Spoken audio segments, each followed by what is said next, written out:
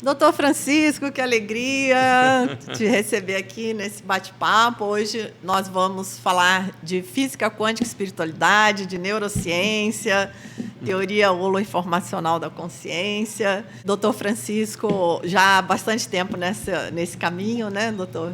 Gran PhD, título que recebeu pela teoria holoinformacional, muito bacana. Ver alguém que começou nessa trajetória acadêmica, como eu comecei também, e depois conseguiu mudar a abordagem, né? Que não é uma coisa muito fácil. Sou praticante de meditação transcendental e pratico Tai Chi Chuan regularmente, todo dia, há 30 anos. Que ótimo. Então, se eu tivesse que dizer que eu tenho alguma prática de Tai Chi Chuan vem do taoísmo, que é a filosofia chinesa antiga, né? Que é uma filosofia que mostra que a vida é em ciclos, em altos e baixos o tempo todo, e que fala também na impermanência de todas as coisas que o budismo fala, né? Mas vamos fazer o seguinte, como você vamos dizer assim, mergulhou nesse caminho do budismo e da espiritualidade, sendo uma pessoa com formação na área de física, mostra pra gente como é que isso aconteceu, como é que foi essa mudança na tua cabeça para sair do materialismo científico universitário para um mundo mais espiritualizado. Ótima pergunta, né? Eu sempre comento com os meus alunos que, quando eu fazia o mestrado, eu não imaginava trabalhar com a física quântica dessa forma.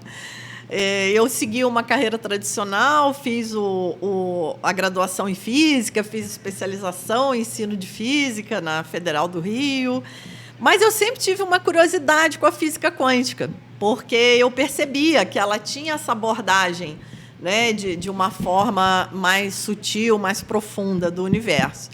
E quando eu fui fazer o mestrado, eu falei, bom, é a minha chance agora de mergulhar na minha paixão, que sempre foi a física quântica. E consegui, lá na Federal do Paraná, um professor que me orientou nessa linha. Na época foi caos quântico, era a única área que tinha que realmente mergulhava na física quântica. E eu realizei esse sonho. Mas, quando nós saímos da universidade, isso acredito que... Nessa época, você ainda não falava em espiritualidade? Não. Falava Era assim... Era bem materialista? Não, na verdade, desde criança, eu sempre tive esse lado da espiritualidade... forte, de certa forma. Sempre gostei muito de práticas espirituais, mas não conhecia o budismo, por exemplo, que foi o que revolucionou, né, a minha visão da ciência. E aí, quando eu terminei o mestrado, eu fui fazer meditação, como a maioria das pessoas fazem, porque eu estava cansada, estressada, né, ansiosa. E quando eu comecei a estudar o budismo, foi muito interessante porque eu tive a sensação de que, enfim, eu estava entendendo o que eu tinha estudado na universidade.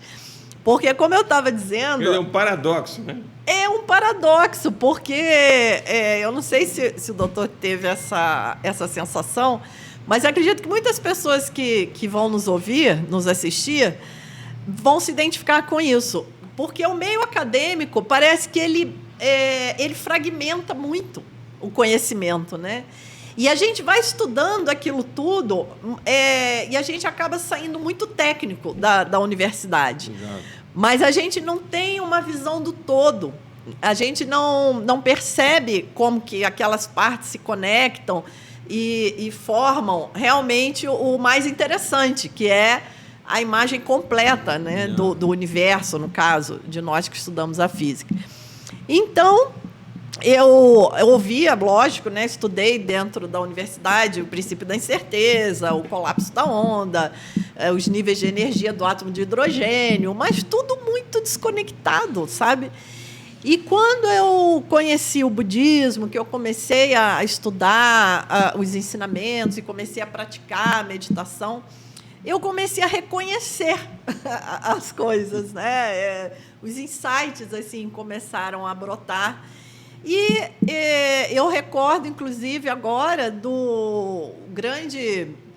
uma grande obra, né, do Capra nos anos 80, que foi o Tal da Física. Então, foi mais ou menos como... Esse livro foi fundamental na minha vida, sabia? Fundamental, né? Ele provocou uma mudança geral em mim. Exatamente. E foi mais ou menos a mesma sensação que eu tive. Foi mais ou menos o mesmo insight que o Capra descreve, né? Que teve... foi o que aconteceu comigo. As coisas começaram... Os pontos começaram a ligar. Com ele é interessante que ele visualizou, né, a dança de Shiva. Né? Ele conta isso.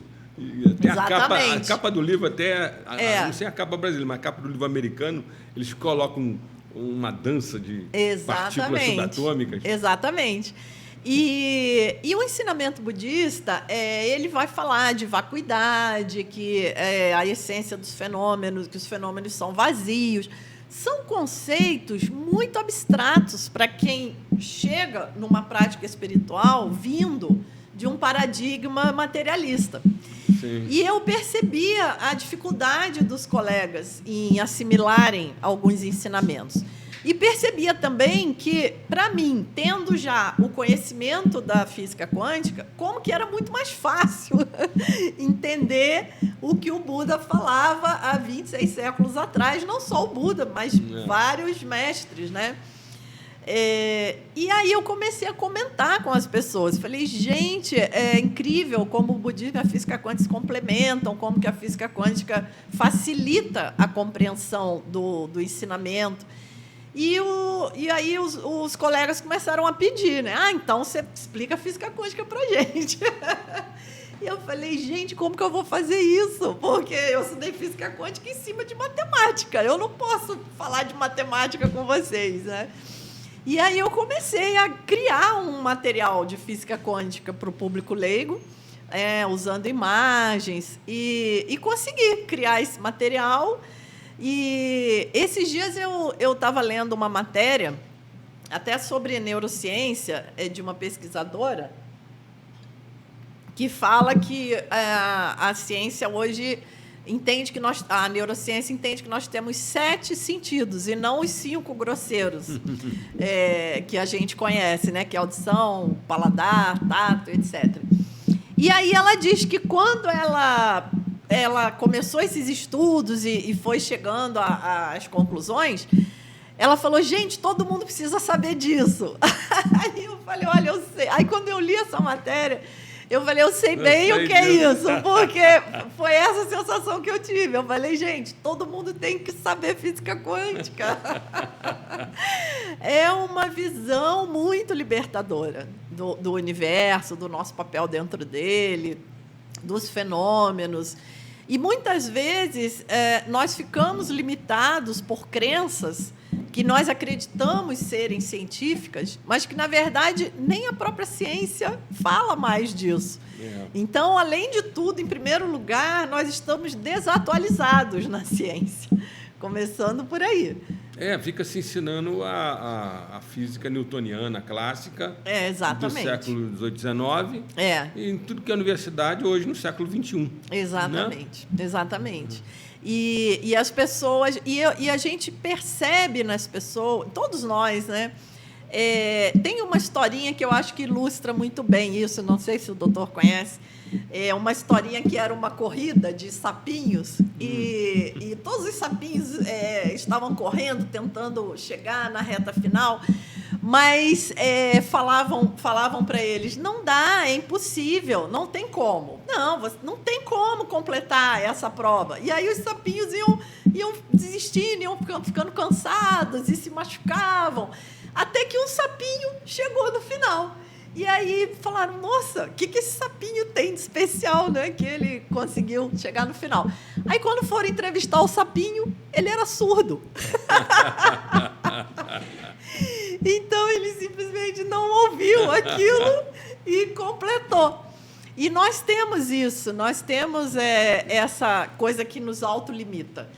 Então, a teoria clássica cartesiana, o paradigma do materialismo científico, infelizmente, ele acaba fazendo esse papel de nos limitar. Né? Nós temos o poder, nós temos a intuição, nós temos vivência de situações, temos insight, mas aí a gente fala, não, isso é besteira, não, porque a ciência não fala nada disso. E, na verdade, a ciência já fala dessas coisas, né? E não é, assim, falado dentro das universidades. Dentro das universidades. É um problema sério. Exatamente. Isso. A mesma coisa acontece com a aplicação da física quântica na neurociência. Ninguém fala nada disso. Você passa pela universidade, faculdade de medicina, 6 anos, passa por 4 anos de pós-graduação, como eu fiz em neurocirurgia, faz um pós-graduação e ninguém toca nesse assunto. Você tem que descobrir por você mesmo. Exatamente. Então, o feedback que eu tenho dos alunos é muito nesse sentido, de que no momento que eles fazem o curso e veem que a ciência hoje mostra, né, que a matéria, nesse sentido cartesiano, não existe, que nós não vivemos num universo determinístico, nós vivemos, né, num universo probabilístico das infinitas possibilidades, nós temos o princípio da incerteza, o emaranhamento quântico, né, que acabou contribuindo muito com a sua teoria, a questão da comunicação quântica não local. Então, quando a pessoa estuda isso tudo de uma forma organizada e preparada para o público leigo, numa linguagem adequada, ela simplesmente acessa o que já está lá, né? o que ela já sabia, mas que ela acabava não se permitindo por essa fala. A pessoa não se permite, é impressionante. Exatamente. Eu já passei por uma situação, uma vez, dando uma palestra sobre esse assunto, sobre nova visão de mundo holística, a influência da física quântica com o emaranhamento quântico, não localidade, né? Conexão universal instantânea. Então, mostrando essa nova visão de mundo para professores. Tinha uns 50 ou 60 professores. Aí eu percebi que uma senhora, que eu até conhecia porque ela era esposa de um professor que tinha sido meu professor quando eu estava no ginásio. Ele estava lá com ela. Aí ela estava chorando. Nossa. Mas chorando, aí eu até fiquei preocupado, sabe? Aí eu peguei, até comecei, falei, vamos parar um instantinho, parece que ela não está se sentindo bem, achei que ela estava com algum problema, né? Aí ela pegou e falou, olha, não é que eu não esteja me sentindo bem, não. Isso é um sentimento que eu estou de alegria. Olha. Ela falou assim, a minha vida inteira de professora, eu aprendi que o conhecimento seria uma coisa à parte da religião. Olha. E lá na minha infância, na minha família, eu sempre tinha tido uma educação religiosa. E eu acabei me afastando disso com o conhecimento e com a profissão de professor. Olha, eu fui me afastando completamente da religião. E agora você está me mostrando que é tudo uma coisa só, que eu não tenho que me afastar de nada. Você tocou num ponto crucial, né? Que é essa questão da religião, da ciência. Então, uma coisa que é importante deixar bem claro é que quando a gente fala de física quântica e espiritualidade, nós não estamos falando de física quântica e religião. Sim. Né? Mas essa confusão é muito comum. É comum. Porque a ciência, obviamente, ela tem uma história complicada com a religião, todos nós sabemos. As tragédias da Idade Média, né? de cientistas sendo perseguidos, queimados, vivos.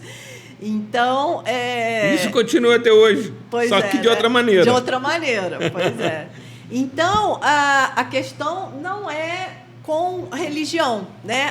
Quando nós falamos de espiritualidade, é uma espiritualidade que a pessoa pode nem acreditar em Deus, por incrível que pareça. Né? Claro. Porque ela pode não acreditar em Deus, mas ela pode ter uma busca por ser um ser humano melhor, né, por mergulhar em si próprio, por se conectar com a sua essência, por desenvolver o amor e a compaixão por todos os seres, porque o caminho espiritual é um caminho de autoconhecimento.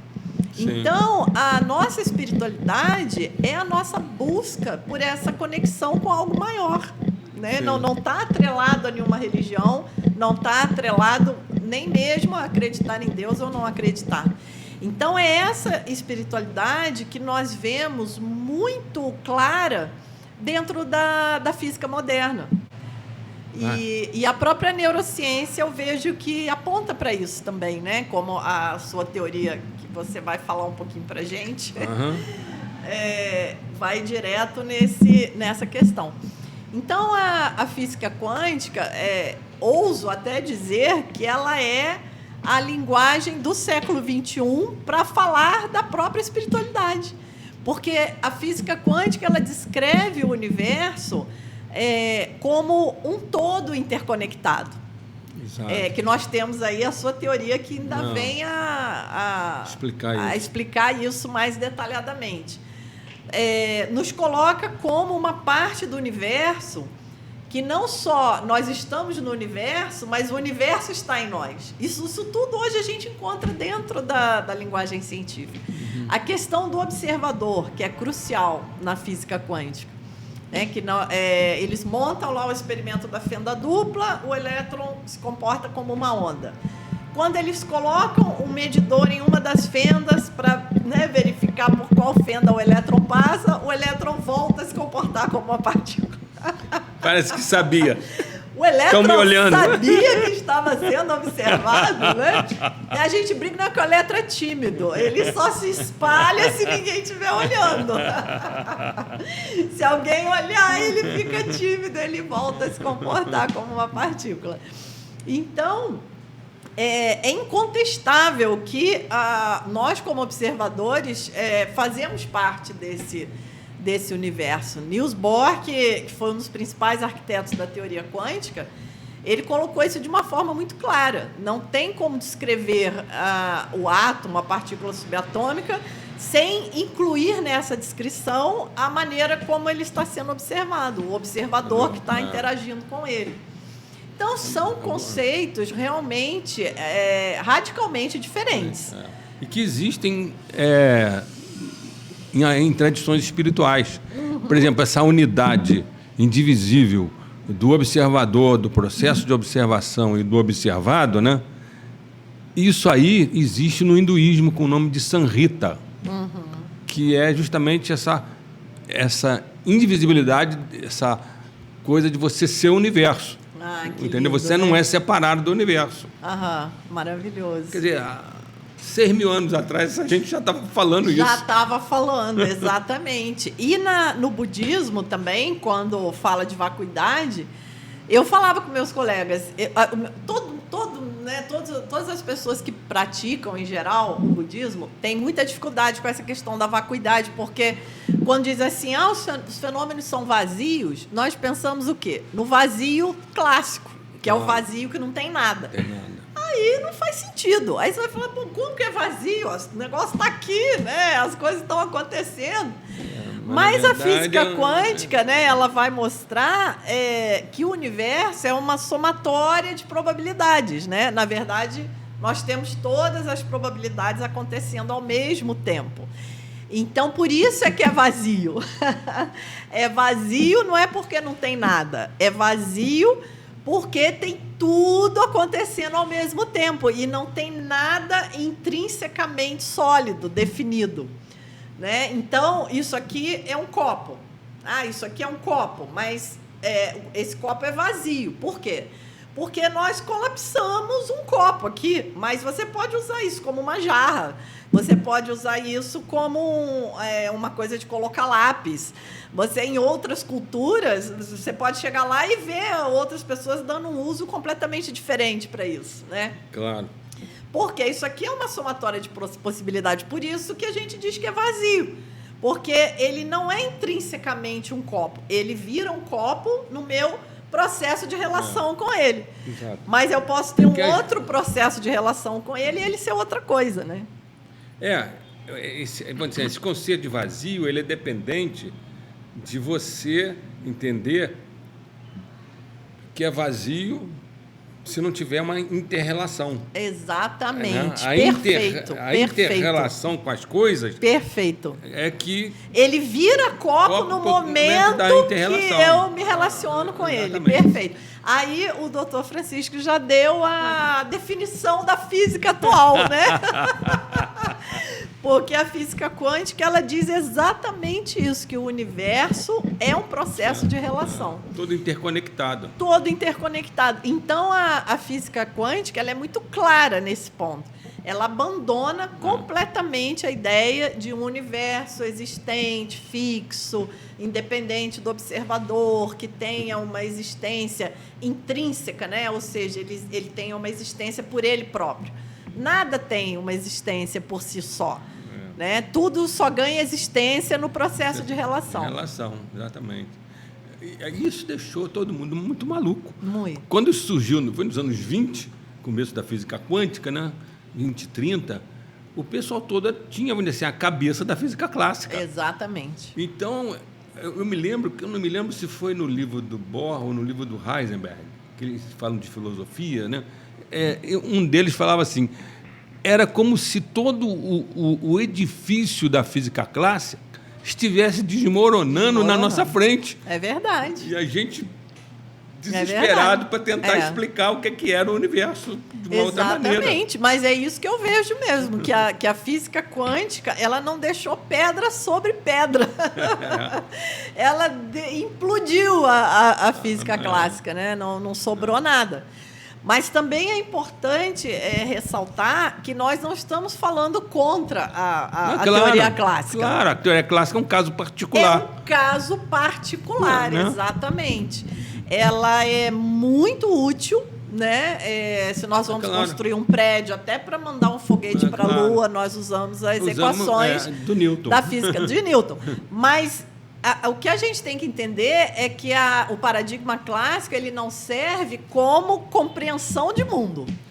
Exato. Né? Como base para compreender o mundo, para compreender nós mesmos, porque aí fica muito limitado. É lógico. Todos nós vemos que o universo não pode ser só aquilo. O universo é uma coisa infinitamente grande, né? Até exatamente. Onde a gente consegue hoje esses telescópios novos aí, esse James Webb, parece que ele já conseguiu chegar a observar coisas numa distância de 13 bilhões de anos-luz. Nossa, que espetáculo, E até ocorreu uma situação que está mudando a astrofísica, porque na cabeça dos astrofísicos, a evolução das galáxias, nessa época de 13 bilhões de anos, no início praticamente do universo, as galáxias que estavam se formando lá teriam que ser galáxias jovens que ainda não estavam estruturadas direito. Só que esse telescópio está mostrando galáxias totalmente formadas como são a Via Láctea, a Andrômeda, naquela época. E ninguém conseguiu ainda explicar por que isso. Isso é outro ponto também super importante, né? Como que a ciência vai sempre se renovando. Nós vamos sempre vendo que os modelos são limitados, né? E, como você diz, a gente tem um modelo científico, aí daqui a pouco vai lá, faz uma observação, já vê uma coisa diferente. O grande problema é o fato de que os modelos formam paradigmas né, na cultura da época e aquilo vira dogma. Exatamente. E aí, para as pessoas que foram formadas daquela maneira, mudar a maneira de pensar é difícil. É verdade. Se eu não me engano, foi o Max Planck, né, o pai da teoria quântica, né, que falou que o que a física quântica estava mostrando era uma coisa tão diferente, tão paradoxal para quem tinha a cabeça formada na física clássica, que teria que uma geração de físicos morrer para que os novos físicos começassem a se desenvolver já com essas ideias e aí aceitar essas mudanças. Mas aí também o doutor tocou num outro ponto super importante, que é a questão do modelo científico, porque isso não é explicado no ensino médio. Inclusive, eu vou até aproveitar esse livro. É um livro de física quântica para o público infanto-juvenil, que os alunos começaram a me pedir. Né? Os alunos começaram... Mostra. É aqui, né? Assim que dá para ver. Pois é, os alunos começaram a me pedir um texto para o público infanto-juvenil, para criança, porque essa geração hoje já nasce curiosa, querendo saber física quântica, é muito bacana, né? E eles começaram a pegar o meu livro para os adultos e dar para as crianças. Eu falei, não, gente, então eu vou escrever um texto especial para vocês. E nesse texto, eu acabei discutindo muito essa questão do modelo científico, que era uma coisa que eu nem tinha planejado, mas acabou acontecendo no decorrer do texto, de explicar que a ciência ela funciona em cima de modelos científicos, porque isso não é explicado no ensino médio. Então, a gente estuda aquilo e acha que aquilo é a realidade. A realidade definitiva. A gente acha... Eu lembro que quando me explicaram isso, eu falei, mas é diferente? É um modelo, não é assim. Eu achava que isso era o universo. Então, é um detalhe, mas que faz toda a diferença, né? Então, aí nos meus cursos, eu uso muito os modelos atômicos. Eu acho que fica muito fácil para entender isso, né? Porque o modelo científico é uma maneira de descrever a natureza, e aquilo vai mudando. Então, o primeiro modelo atômico era de uma microbolinha de gude, né, cheio de matéria. Então, Newton dizia que o átomo tinha sido feito por Deus e criava tudo no universo, e era inquebrável, impenetrável, né, a própria matéria existindo por si própria. E isso foi mudando, porque descobriu-se o elétron, aí já tinha outra partícula dentro do átomo, depois descobriu-se o núcleo, e foi aparecendo um espaço vazio dentro do átomo que ninguém imaginava, e descobriu-se prótons e nêutrons, e quarks dentro dos prótons e nêutrons, e mais espaço vazio, até que se chegou, né, ao resultado surpreendente de que 99,999% da matéria é espaço vazio. Espaço vazio no sentido dessa matéria newtoniana, né? Mas existe ali uma energia, uma frequência. Mas essa matéria newtoniana não existe dentro do átomo. Então, isso foi um resultado que ninguém esperava. Né? Então, os modelos eles vão mudando. Eu acho que um grande exemplo dessa mudança é justamente essa passagem da física clássica newtoniana para a física relativista e para a física quântica. Exatamente. Entendeu? Aquele modelo clássico newtoniano, mecanicista, se começou a ver, por exemplo, na teoria da relatividade, que aquilo era um caso particular para baixas velocidades, né? E quando você começa a estudar o universo como um todo e a velocidades próximas à velocidade da luz, ela não funciona. Exatamente. Funciona a teoria da relatividade do Einstein. Isso também é outra coisa maravilhosa. Que a teoria mais ampla, ela não descarta a teoria. Porque as pessoas têm essa ideia. Tem essa ideia. De que a ciência é uma coisa que não adianta a gente saber, porque, de repente, aquilo que você acredita é desprovado por uma outra coisa. Não é assim. Não. Né? Simplesmente você cria um modelo que ele abrange muito mais coisas e transforma o anterior num caso particular. Exatamente. Então, mas aí, como nós estávamos falando do modelo, né? Se a pessoa não entende que aquilo é um modelo científico... né? Acha que é definitivo. Não, e passa pela cabeça da gente assim, né? Ninguém toca nesse assunto. Não toca, né? gente. Eles simplesmente ensinam lógico. Aquilo é realidade, né? Exatamente, mas né, lá no ensino médio já teria que começar. Então, esse livro acabou ficando... Eu achei legal, gostei disso no texto, né? Porque além de ensinar os conteúdos básicos da teoria quântica, numa linguagem bem informal, coloquial, ele também dá essa base do que é a ciência, né? Como que a ciência funciona, claro. e até mesmo essa questão problemática aí da espiritualidade, né? Por que existe essa dificuldade quando se fala de ciência e espiritualidade? E você fez uma coisa muito bacana nesse livro, que você criou um thriller. O pessoal fica até o final querendo saber o que vai acontecer. Ali é um mistério até o fim, né? Que legal, né? Pois é. Foi uma maneira a tua verve de escritora. É que eu nem sabia, né? Foi uma boa surpresa, né? Mas eu queria te fazer outra pergunta, que é a seguinte. Quando houve essa mudança do modelo clássico, primeiro, em 1905, com a teoria da relatividade do Albert Einstein, se viu, por exemplo, que a gravitação não era aquilo que o Newton falava, não era uma atração entre os corpos, né? O negócio que a gente aprende, aquelas fórmulas de matéria atrai matéria, na razão direta das massas, na razão inversa do quadrado da distância, né? Tem que fazer problema com aquilo, a gente ficava maluco.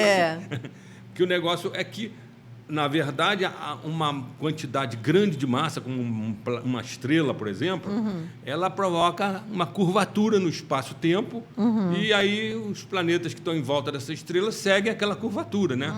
O exemplo mais objetivo disso é você imaginar uma cama elástica com uma bola pesada de boliche, né? Que vai fazer vai afundar ali, e se você soltar as bolas de gude ali, elas vão rodar em volta da bola de boliche.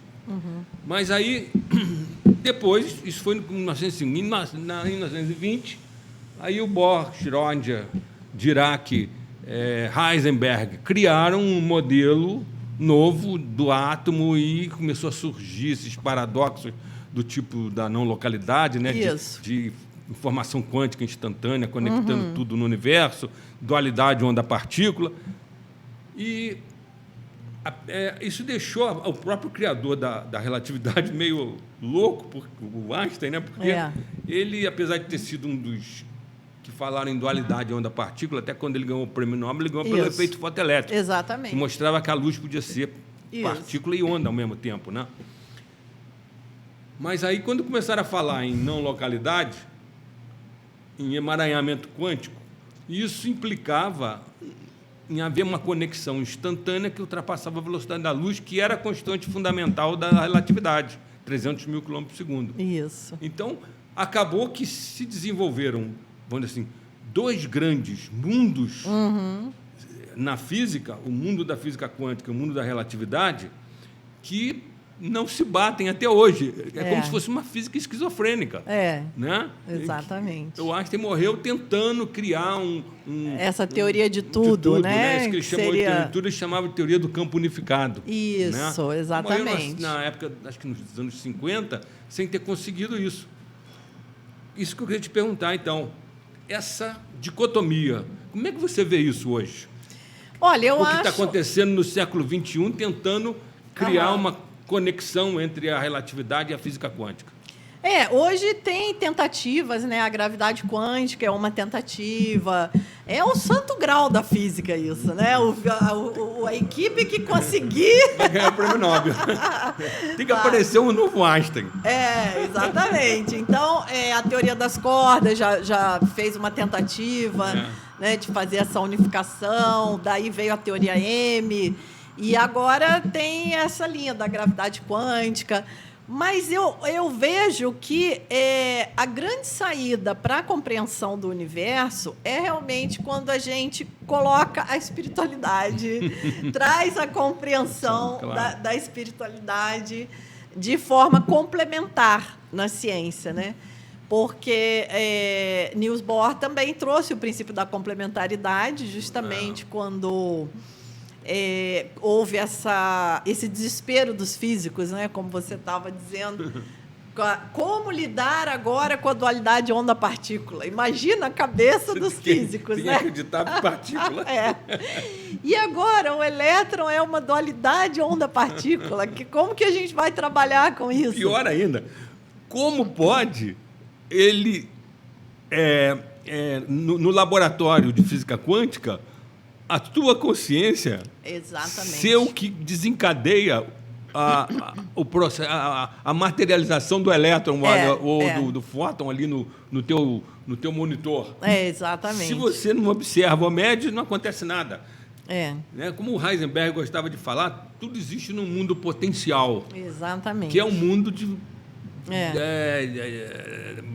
calculado tanto pelos cálculos dele da matriz, ele usava uns cálculos de matrizes, que batia com os cálculos do Schrödinger, de onda, que usa equações de onda. Mas você usar equação de onda é muito mais simples do que usar cálculo dessas matrizes. O Heisenberg era um matemático excepcional.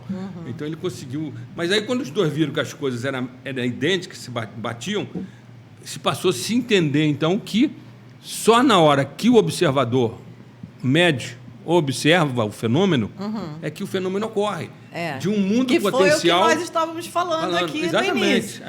Que isso aqui só vira copo no momento da minha inter-relação com ele. Quando se começou a ver que isso era uma realidade, não só teórica, mas que começou a se fazer experimentos em laboratório e a coisa realmente foi confirmada, aí é que deixou a cabeça de todo mundo louca, porque aí você teria que incluir a mente, a consciência como uma coisa fundamental do universo.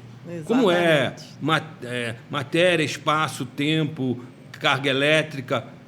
Consciência teria que ser entendido como uma coisa fundamental também. Exatamente. Só que consciência é uma coisa muito abstrata, né?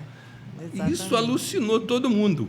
Mas existe, até hoje, na física quântica, uma linha de pensamento do Wigner, que é exatamente isso, e do John Wheeler, que acreditam que a consciência é realmente uma coisa fundamental, é uma informação quântica capaz de influenciar... de você influenciar com a sua consciência o que está sendo criado no universo. Quer dizer, nós somos co-criadores. Exatamente. E eu gosto muito, eu tiro muito, para o meu material de trabalho, eu tiro muitas frases, muitas citações dos textos científicos, na maioria. Não de textos espiritualistas. Porque o próprio texto científico, hoje, quando você lê, parece que você está lendo um livro do Zen, budismo. Mas não é. Quando você olha a capa, é um livro de física quântica. Isso no livro Tal da Física fica bem nítido. O Capra costuma botar as coisas assim bem mostrando, e você às vezes fica pensando, isso parece que foi falado por um guru, e não por um físico. E eu gostei muito de uma matéria da Científica América, que é uma revista de divulgação científica, que falava assim, que as partículas quânticas, elas se comportam de acordo com a informação que nós temos sobre elas. Então, a física quântica inverteu a ordem das coisas, né? Porque a física clássica, ela dizia que o mundo já estava lá. Que a gente era neutro. Que a gente era neutro. O mundo já estava lá. Nós é que observávamos e víamos o que já é. E a física quântica fala o contrário, que o mundo, a partícula, ela vai ser onda ou vai ser... partícula mesmo, dependendo de como eu vou observar. Então, inverteu a ordem, né? E aí o Niels Bohr propôs o princípio da complementaridade, que ele dizia: partícula e onda não se excluem, partícula e onda se complementam, né? São conceitos complementares. Duas faces da mesma moeda. Duas faces da mesma moeda, bacana, né? A gente tem ali as infinitas possibilidades e nós temos o colapso da onda, né, no momento da observação. E o Einstein, vou até aproveitar, explicar rapidamente aqui o emaranhamento quântico para a gente entrar na sua teoria, né, que é super interessante. Então, o Einstein, ele chamava de ação fantasmagórica à distância, né? O emaranhamento quântico, porque realmente é algo muito misterioso, né? Nós temos duas partículas, nós emaranhamos essas partículas em laboratório, né? Nascem da mesma fonte? De um procedimento técnico no laboratório. Depois a gente separa essas partículas, né, em laboratórios diferentes, a quilômetros de distância, e as partículas continuam se comunicando instantaneamente. Então, o Einstein falava, não pode. Isso vai contra a relatividade. Isso vai contra a relatividade, porque nada pode se comunicar mais rápido que a luz, né? Do que a velocidade da luz. Mas o que acontece é que, como nós já falamos aqui, o observador colapsa as infinitas possibilidades, né? Então, nós temos as infinitas possibilidades. No momento que nós olhamos, nós colapsamos uma possibilidade. E no momento que essas partículas são emaranhadas, elas passam a se comportar como um único ente físico, né? Como se fosse uma única partícula. Então, mesmo separadas em galáxias distantes, segundo a teoria quântica, no momento que eu colapso aqui, colapsa lá, porque elas estão emaranhadas, né? E foi exatamente o que foi comprovado em laboratório, né? Para surpresa de todos. Se essa partícula aqui se as duas juntas têm um spin total 0, né? No momento que a partícula A tem um spin positivo, a B tem negativo, porque a somatória é 0.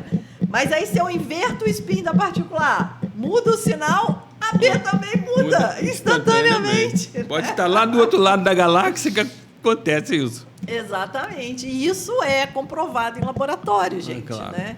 E daí, como que surgiu a teoria holoinformacional da consciência? Bom, aí é o seguinte.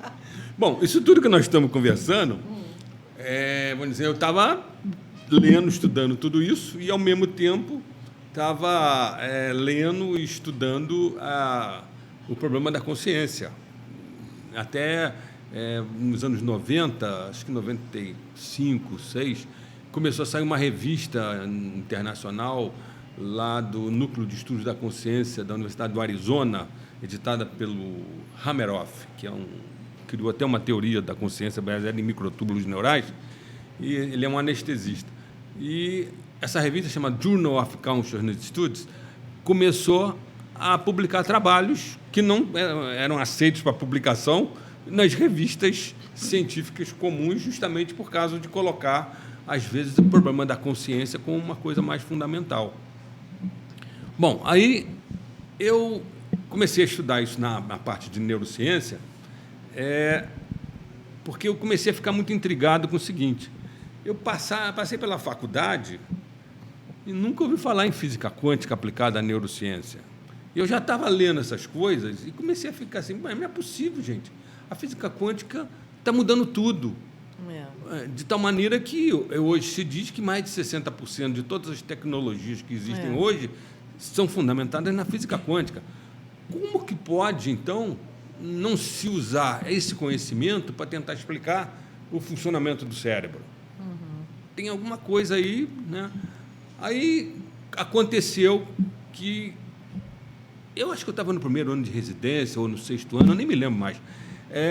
Caiu na minha mão uma revista de residentes de 3º ou 4º ano, em que se contava num artigo que o John Eccles tinha ganho o Prêmio Nobel de Medicina porque ele tinha explicado as sinapses, as conexões entre os neurônios, e ele desenvolveu, em cima das explicações da liberação, que a sinapse é um espaço que existe entre os axônios. Os axônios são os grandes prolongamentos dos neurônios, onde você pode medir o estímulo elétrico, que, se você estimular a célula, dá um estímulo que a gente chama tudo ou nada, dá um pico e desce. Depois dá um tempo em que você não consegue estimular a célula, um período refratário, e se você estimular, dá outro pico desse.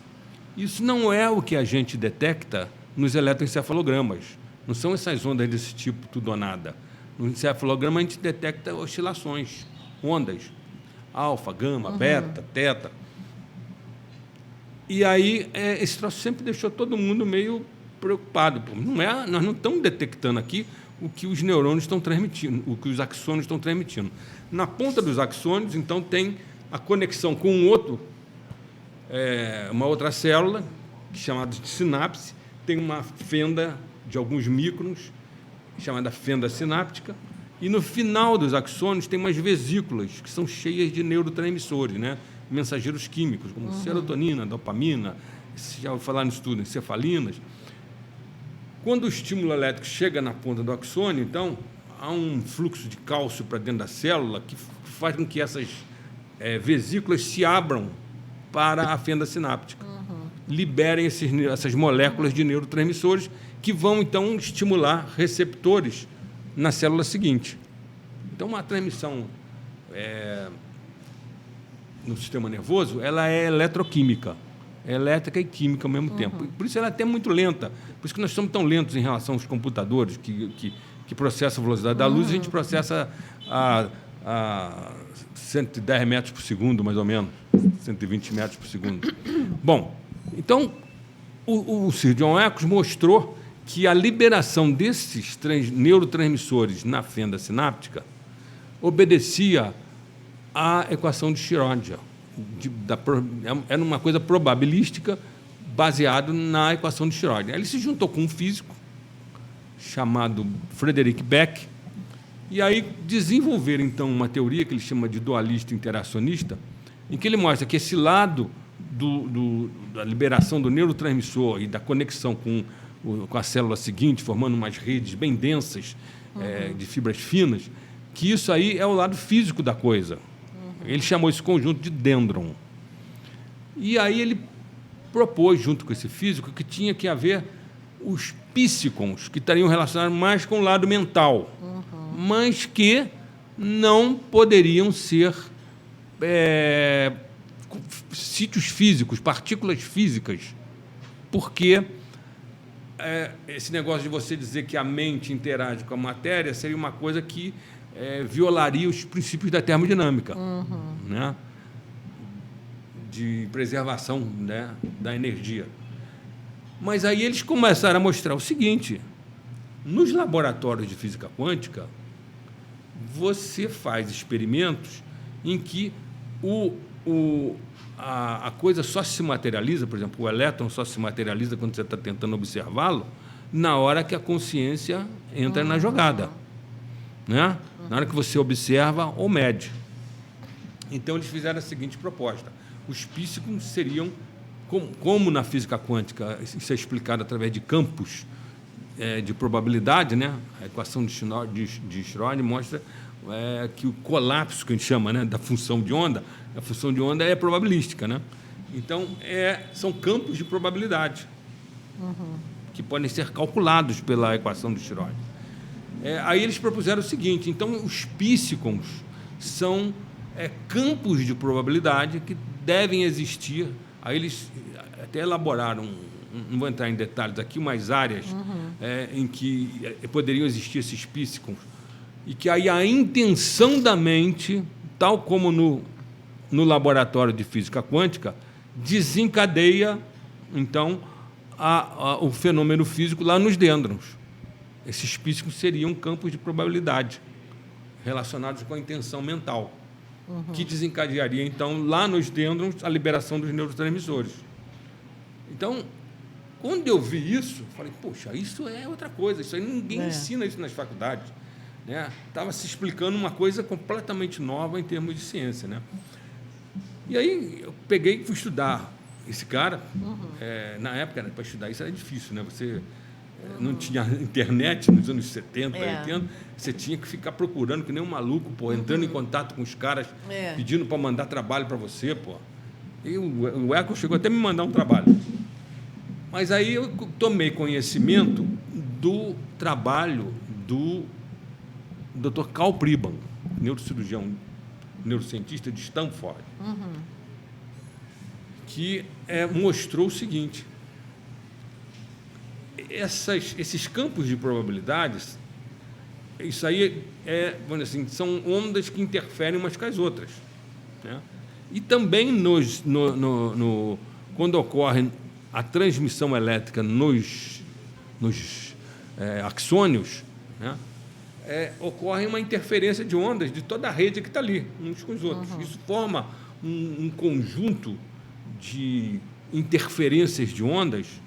O Pribban chama isso até de holoscape, em inglês, holoscape, que seria holopanorama, ou holovisão, aquelas interferências todas, e que é isso que gera fenômenos, vamos dizer assim, oscilatórios, que é o que a gente detecta nos eletroencefalogramas.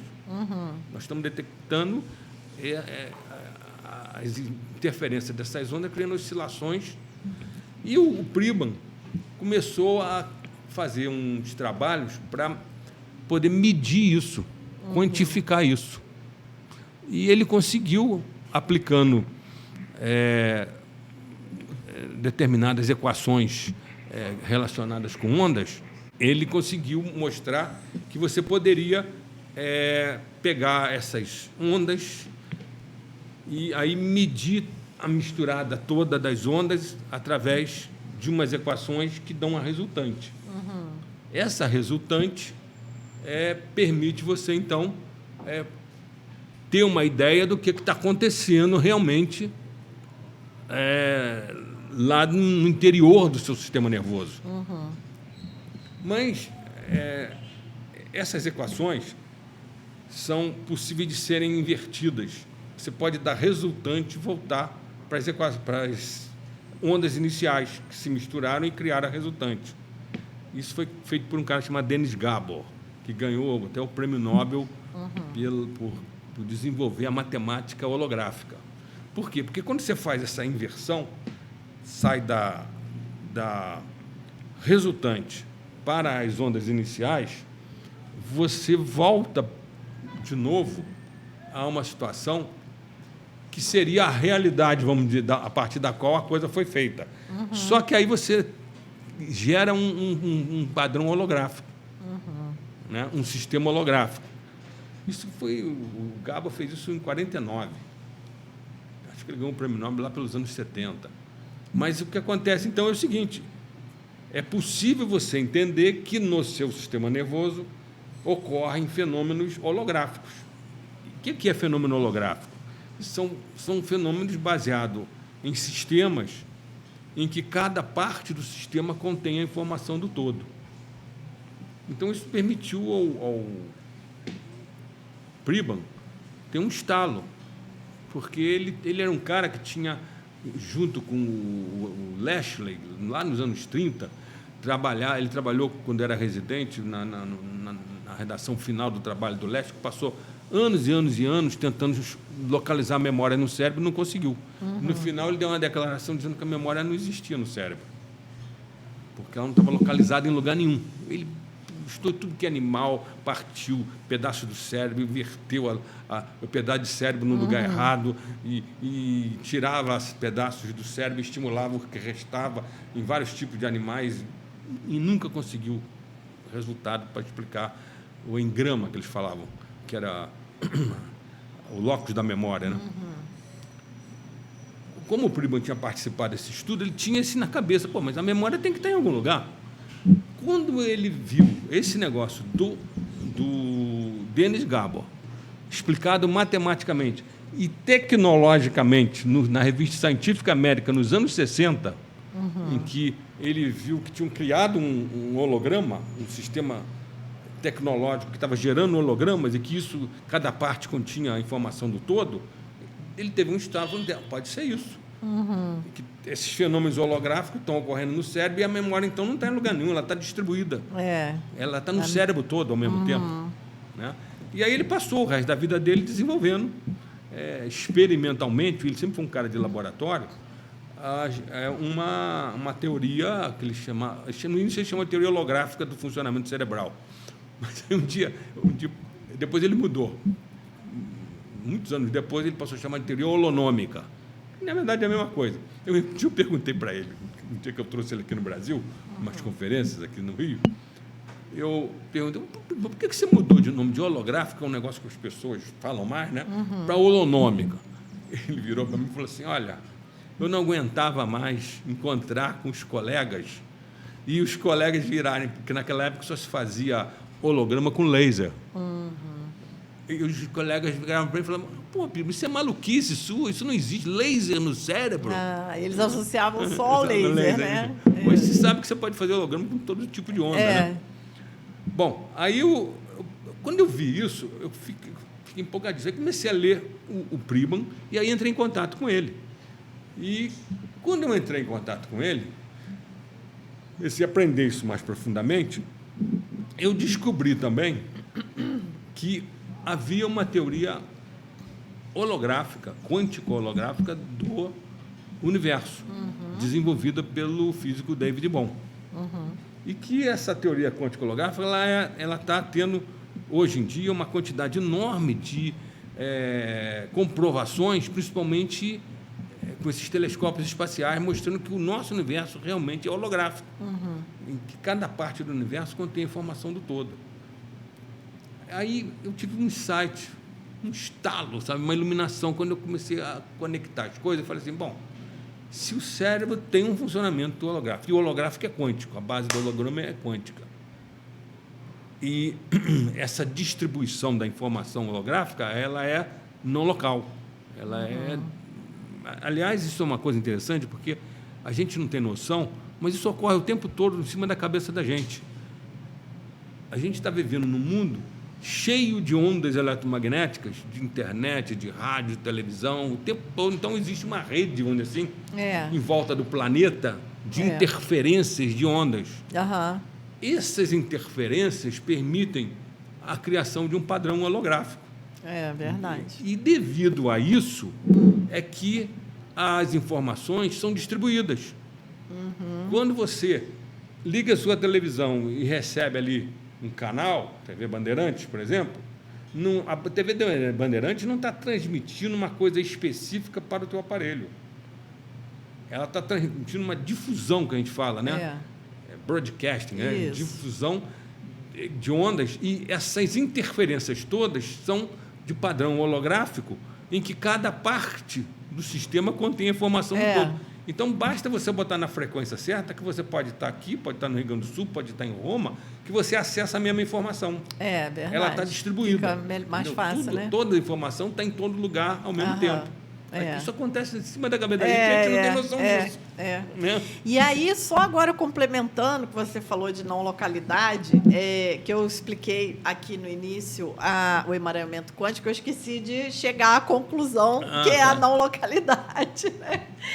Porque daí as pessoas vão perguntar, bom, mas aí se o emaranhamento quântico foi comprovado, então o Einstein estava errado? Como é que fica isso, né? Na verdade, não. É o que nós estávamos falando. Tem espaço para as teorias todas. Né? Elas são complementares.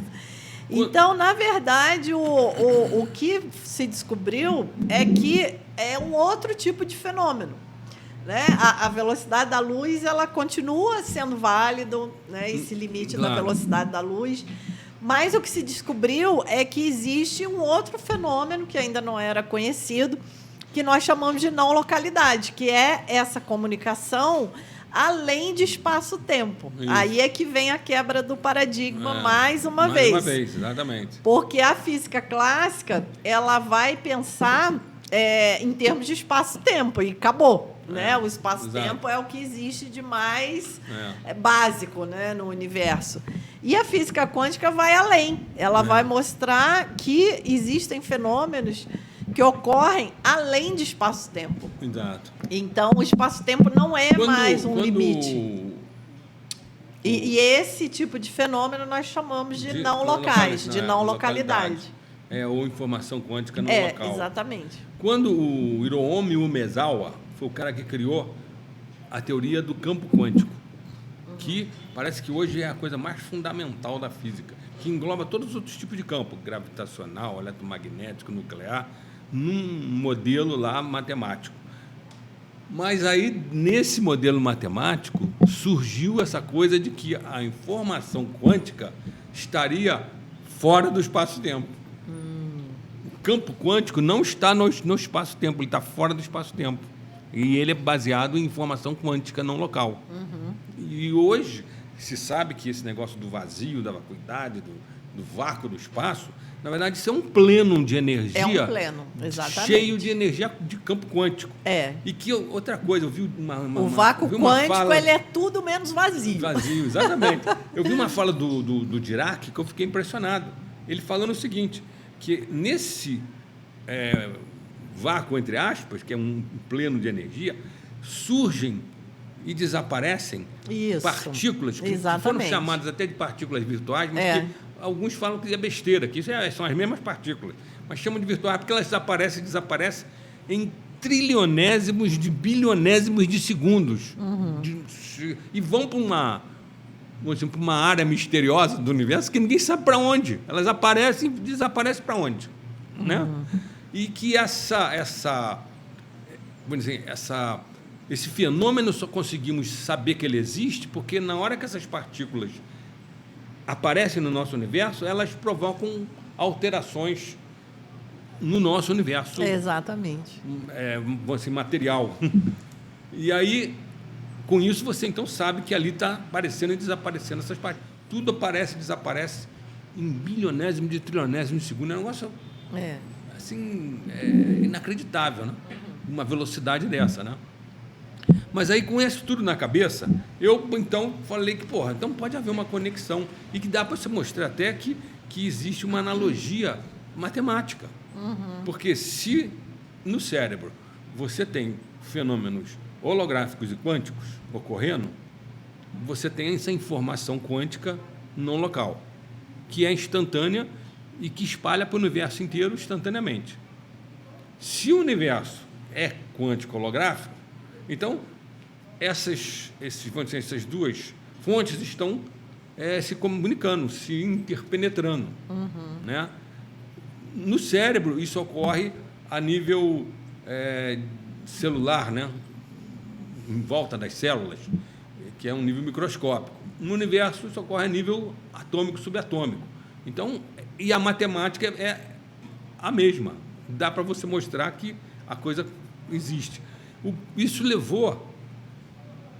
Não isso, né? Mas o Pribram, quando desenvolveu a teoria dele, ele conseguiu demonstrar que o que estava ocorrendo a nível quântico, formando os hologramas, era um padrão que ele chamou de holograma neural multiplex, que distribuía a informação pelo cérebro todo, que a matemática, a fórmula disso, é muito semelhante à equação de Schrödinger.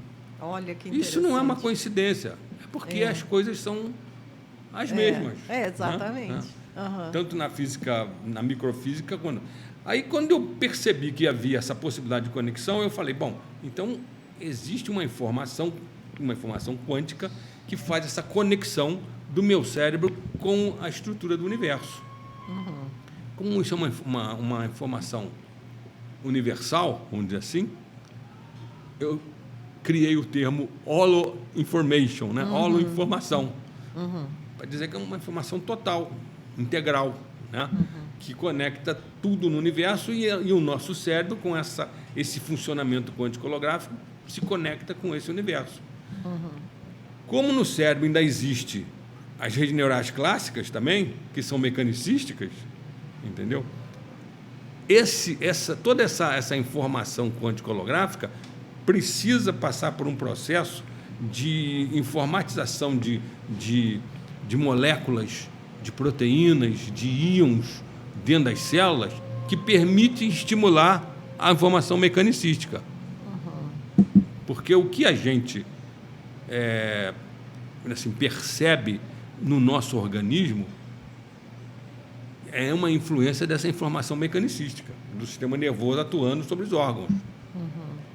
Entendeu?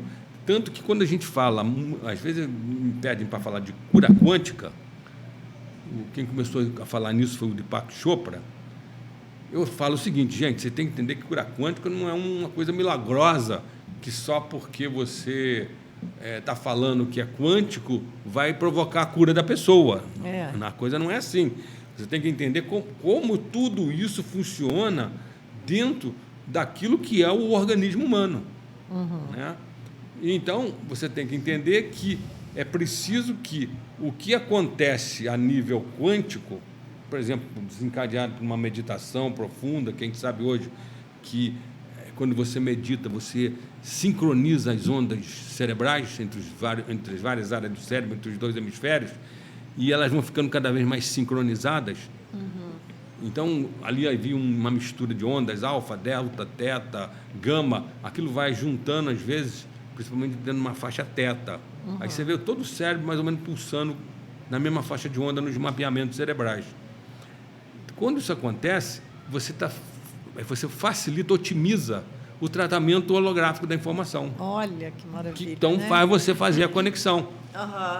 Por isso o que a sua teoria mostrou, né, dizendo assim, de um modo mais geral, é que a teoria do David Bohm, que já tinha uma teoria física, né, do David Bohm, que mostrava que o universo é quântico holográfico, mas a grande novidade foi a neurociência mostrar que o nosso cérebro é quântico e holográfico também, porque isso fica rejeitado, é o que nós estávamos falando.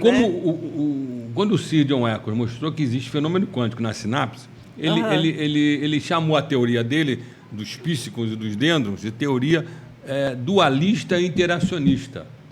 Só dele dar o nome de dualista, bateu lá na universidade todo mundo demonista, materialista. Dualista, e as pessoas nem se deram, a verdade eu vejo hoje, não se deram ao trabalho de estudar a teoria do cara direito. Eu percebo isso quando eu vou ver quem criticou. As críticas são críticas falhas, sabe? Eles se baseiam... Não conheço e não gosto. Exatamente. Eles se baseiam na termodinâmica clássica e na teoria da física clássica. Mas você veja, né, como isso abre as nossas fronteiras, né? Abre os nossos horizontes, muda, né? Expande a consciência. Porque no momento que a gente vê dentro de uma linguagem científica que é esse colapso quântico das infinitas possibilidades que a física quântica traz com muita clareza, é algo que acontece realmente no nosso cérebro, que o nosso cérebro tem esse funcionamento quântico e que a intenção atua nesse colapso da onda. E mais ainda, que nós nos conectamos ao universo porque nós somos um micro-universo. É isso que a teoria diz. Né? E o universo está em nós. E o universo está em nós, exatamente. Sendo holográfico, nós somos parte de um sistema maior, mas em que a parte, que somos nós, tem a informação do todo. Sim. E isso bate com o que as tradições espirituais vêm dizendo há milênios. Né? Quando fala, o Pai está dentro de nós, a nossa tradição judaico-cristã. Ou quando a gente reza o Pai Nosso, fala assim na terra como no céu. Exatamente. No budismo, Mahayana tem aquela metáfora linda da rede de Indra, que diz que lá no castelo celeste do deus Indra, no céu haveria uma infinita rede de gemas preciosas e que elas teriam sido polidas por um artesão magnífico, de tal maneira que você, olhando numa delas, você via todas as outras refletidas nela. E a mesma coisa, em cada uma delas refletem, se você olhasse, refleteriam todas as outras num processo de reflexão infinito. Isso é um sistema holográfico, em cada parte reflete o todo. E aí nós chegamos nessa questão da consciência, né? Que é o ponto central de tudo. E eu costumo falar que dentro da física quântica um olhar assim que eu acho muito pertinente é nós entender até nós mesmos como individualidades separadas, que nós não somos, mas nós nos sentimos como individualidades separadas. Na verdade, nós somos as infinitas possibilidades dessa consciência, que é una. É una, exatamente. Né? Você sabe que o Schrödinger, ele escreveu eu tenho um livro que tem 2 livrinhos dele, o What's Life, que ficou famosíssimo, que foi o primeiro cara a tentar usar a física quântica para explicar a vida, como poderia funcionar, antes de se conhecer a molécula de DNA. E ele, já nesse livro, ele fala uma coisa impressionante, ele fala assim, que vai ter que se descobrir uma molécula que vai funcionar segundo a varinha de condom da física quântica. Que legal. Ele previu isso nesse livrinho. Muito Mas bom. Eu comprei uma edição, um amigo meu que estava em Harvard mandou para mim, que eu pedi que ele comprasse lá, que tem esse livro, Art Life, foi em 48, eu acho, e um que ele escreveu depois, chamado Mind and Matter. Nesse Mind and Matter, ele se refere aos Upanishads do hinduísmo. Legal. E diz que o que fala no Upanishads é que é a realidade, que existe o que ele chama em inglês oneness, né? Uma mente única, universal, por trás de tudo. Né? O cara é pai da física quântica, um físico famoso, falar isso. Você vê que aquilo que você falou, você não diferencia mais espiritualidade de física. Não tem diferença, né? A física se torna uma própria linguagem para falar da espiritualidade, uma linguagem do século XXI. E um presente, digamos assim, esse momento que a ciência vive, que nós devemos aproveitar não ficar preso nesse paradigma velho, exatamente. Porque hoje nós temos desafios muito mais complicados do que do século XIX. É claro. Então, nós não precisamos ficar presos numa teoria do século XIX para enfrentar problemas gravíssimos que nós temos hoje no século XXI. De achar, então, assim, com um paradigma antigo, materialista, de que nós somos fruto de um acaso praticamente impossível de ter ocorrido, mas que ocorreu no universo. Hoje existem muitos cientistas demonstrando claramente que é impossível, por acaso, você ter chegado a uma molécula do tipo da molécula de DNA. Você falou agora, foi interessante, porque também tem um capítulo nesse livro, que é o Quantum Primordial, que esse aqui foi o que eu escrevi primeiro, a pedido dos alunos, que eu falo justamente disso, que é a vida humana preciosa, que é um ensinamento budista que diz o quanto a nossa vida humana é preciosa. E a ciência também diz isso, é o que o doutor acabou de falar. A série de fatores que convergem e que colaboram para haver vida nesse planeta. Você pode hoje separar mais de 10 constantes fundamentais do universo que vamos dizer, sintonizam o universo para a geração de vida e consciência. Exatamente. E se elas tivessem uma alteração na quinta casa decimal, o universo seria outro. Já não funcionaria. Né? O átomo seria diferente. Não geraria essas moléculas que permitiram a vida. Exatamente. E outra coisa, me lembrei aqui agora, quem ganhou o prêmio Nobel por descobrir a molécula de DNA, isso foi nos anos 50 que eles descobriram, ganharam o prêmio Nobel uns anos depois, foi o Watson e o Crick. O Watson era um cara de 20 e poucos anos e o Crick já era um cara de 30 e poucos anos. O Crick depois escreveu um livro dizendo que era impossível que a molécula de DNA tivesse surgido nesse universo num prazo de, no máximo, uns 14 bilhões de anos que a gente acha que tem esse universo, que seria impossível, através de acaso, surgir uma molécula tão complexa, que tem que ter havido algum tipo de intervenção. Pois é, né? E aí tem teorias de extraterrestres, de Anunnakis, de não sei o quê, e outros falam que foi uma mente divina que... Aí a gente não tem como saber, né? E eu não posso deixar de comentar o livro do Dr. Francisco, né? Que peguei lá da minha estante. O Homem Holístico, né, doutor? Onde... Esse livro foi o meu primeiro livro. Ele é um livro, eles são em 95, a primeira edição. Ele já está na 5ª edição, da editora Vozes. Eu levei uns 10 anos fazendo esse livro, porque esse livro foi consequência desse tipo de conversa que nós estamos tendo aqui, que eu comecei a ter esse tipo de conversa com um psicólogo lá da minha clínica, psicólogo transpessoal, interessado em meditação. E aí eu e ele aprendemos meditação transcendental, e aí começamos a... Aí a gente batia papo um determinado dia, a gente se reunia só para esses papos, e eu anotava as coisas que a gente estava discutindo, lia e tal. E aí aconteceu que eu juntei isso com o que eu tinha, assim, lido do livro do Capra, tanto da parte científica quanto da parte de tradições espirituais, que ele tem um capítulo para cada tradição, né? Para hinduísmo, para budismo, para zen budismo, para taoísmo. E depois até escreveu um sobre o cristianismo junto com um monge cristão, um outro livro, Pertencendo ao Universo. E aí eu juntei tudo isso, eu tinha um monte de anotações. Aí, sabe o que aconteceu? Eu até acho que aconteceu alguma coisa, tipo uma epifania. Eu fui morar em Ipiabas e aluguei um sítio, e nesse sítio tinha um laguinho, um lagão, não era um laguinho, e que eu adorava ficar por ali, e ao lado desse lago tinha uma capela,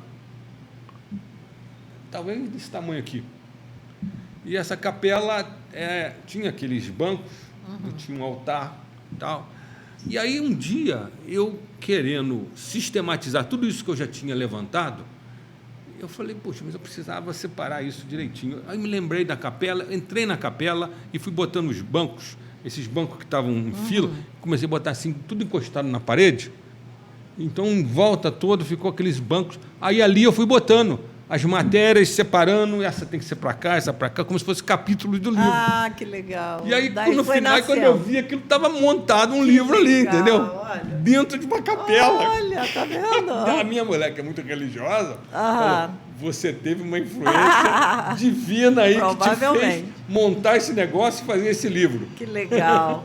Não, e o bacana é que quando a gente traz essa questão da consciência, não só em relação às filosofias, às religiões, né, orientais, antigas, né, antiguíssimas, mas também a gente vai vendo a convergência com outras teorias atuais também, como a do físico Tom Campbell, né, que o Mário Jorge traz muito bem, que vai falar também da consciência como a criadora de tudo, né? Que nós somos apenas... uma simulação digital. Exatamente, que nós somos um avatar. Né? Isso é uma loucura.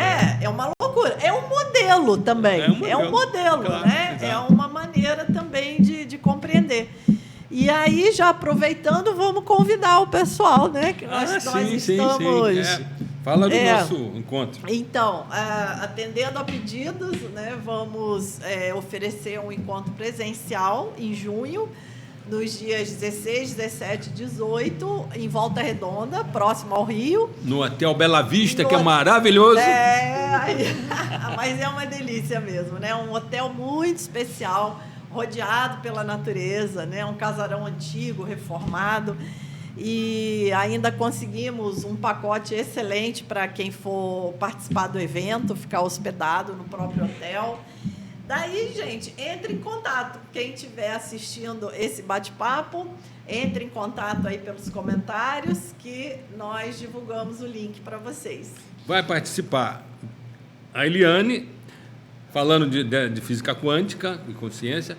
Eu vou mostrar com mais detalhes isso que eu falei para vocês da teoria holoinformacional, com projeções de slide, mostrando como é que isso tudo ocorre no cérebro, porque senão fica difícil de entender.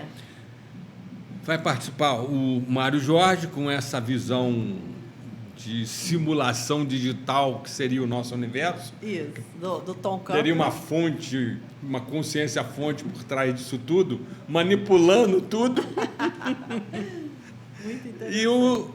E o Henrique Souza, que é terapeuta de HQI, que é homeostase quântica informacional.